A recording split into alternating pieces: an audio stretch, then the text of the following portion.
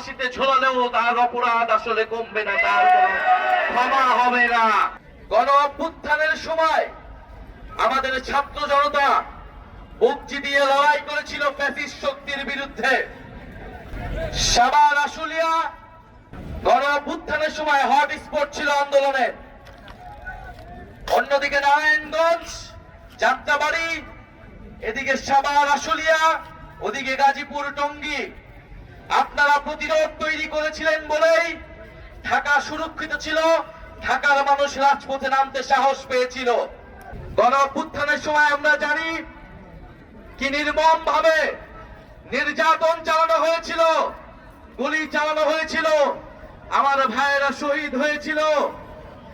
এখানে বক্তব্য রেখেছেন শহীদ সজলের মা, যাকে পুড়িয়ে মারা হয়েছিল নির্মম ভাবে ফ্যাসিস্ট স্বৈরাচারী সরকারের দোসরেরা। সারা বাংলাদেশে ঠিক এইভাবে আমাদের ভাইদের উপরে নিপীড়ন চালিয়েছিল। সেই শেখ হাসিনাকে 10 বার ফাঁসিতে ঝোলালেও তার অপরাধ আসলে কমবে না, তার কোনো ক্ষমা হবে না।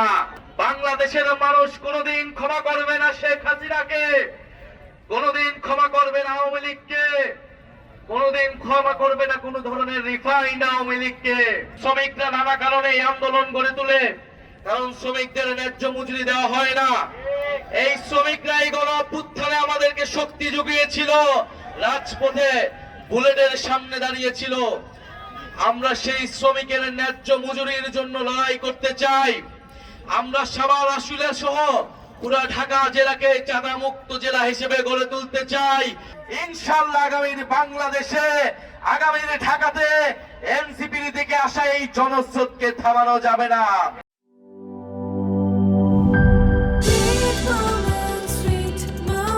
Treat chocolate. Treat moment. Sweet moment.